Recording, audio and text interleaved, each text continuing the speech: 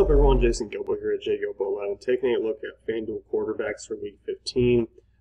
Doing it solo without Spencer Lombach today, but this is his article, his picks, so I'm just kind of breaking them down for him.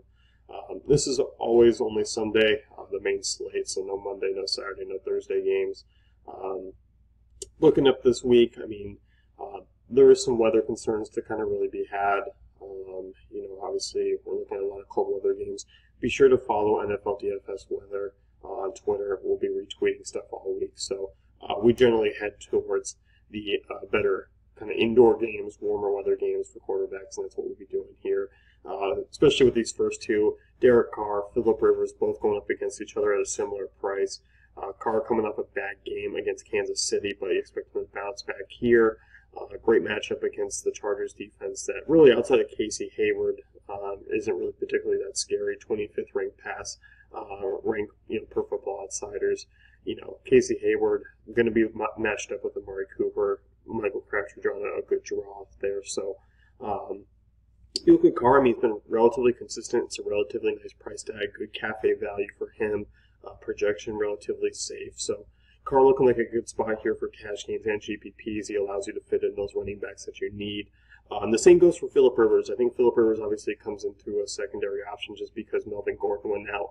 I think if Melvin Gordon was playing, we wouldn't really be particularly looking at Rivers, especially given the fact that he is usually not a good quarterback in the second half of the season. But this is a great matchup here. And he posted 28 FanDuel points previously against Oakland, as he states. They ranked 27th in pass rank. Home underdog. So you look at this one in terms of Gordon, who's been a red zone machine. I think we're going to see a lot of Tyrell Williams, a lot of Dontrell Inman, a lot of tight end play here this week. So I think Phillip Rivers is a decent option, and I don't think we usually say that too often, but this week is certainly in play. GPP quarterbacks, and I'm on this one. Carson Palmer, obviously the relatively scary Carson Palmer because turnovers are always an issue. We saw that last week, but we look at last week's game. It was just pouring down torrential rain. Not a fun one to play in if you were any type of player, and that was the case for Palmer. So we look at this one. Good pass rank here, 20th. Projection right around 17. Cafe value is really solid. Team total is solid. You got some cheap options. You can still even use him with the David Johnson, but obviously J.J. Nelson, Larry Fitzgerald, Jermaine Gresham were all in play, especially given that Michael Floyd was cut. You look at John Brown, who hasn't really been a factor of late, dealing with the sickle cell illness. So Palmer's a cheap guy here, a cheap swerve down the option from a lot of those guys up top. Your Matt Ryan, Aaron Rodgers, Derek Carr, Andrew Luck type guys. So you get a little bit of a discount. You can pay up in other directions. You got a lot of cheap kind of tournament pairing options for correlation. But as always, the floor is rather low with this one, so a better tournament play than cash play.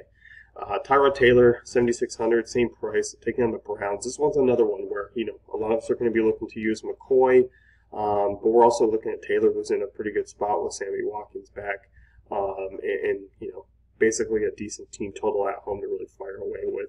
And we could see kind of like last week where, Dalton was still very solid, even though Jeremy Hill had a great day. It could be kind of one of those things where there's enough to go around. Cleveland has a 31st ranked pass defense, projection of 18, so rather high for Taylor in combination to the other quarterbacks. Team total very solid, so a really good matchup here for Taylor. I think you can roll him out solo. You don't necessarily need to pair him with Watkins. You can even use a McCoy with him. So a lot of different options. You can go with one of the better teams in good spots this week. So Colin Kaepernick, another one here, and you're looking at this one basically on the road at Atlanta. In an indoor game, we saw him really struggle against Chicago outdoors.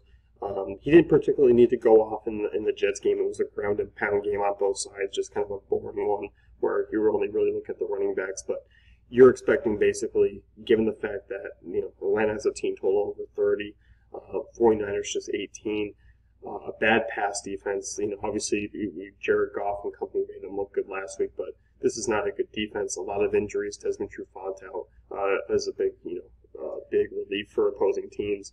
So you look at this one, going to play up tempo on the road, and obviously there's a lot of upside in this one with the rushing ability for Kaepernick, multi-touchdown potential. There's also a possibility for a dud, so I think GPP is best reserved for Kaepernick this week. But you'll get the price and the cafe value projection here.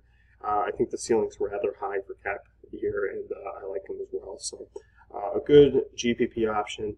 Looking at Tyrod Taylor, Carson Palmer, borderline cash GPP options, but I think we're looking at that San Diego game is kind of where we're going to be looking, to really look at it and kind of fire away with if you're paying up just a little bit. So if you want to read Spencer's article, you can head on over to dailyfantasycafe.com. It is up on the site, and be sure to give it a look and be sure to check out the rest of our Week 15 content.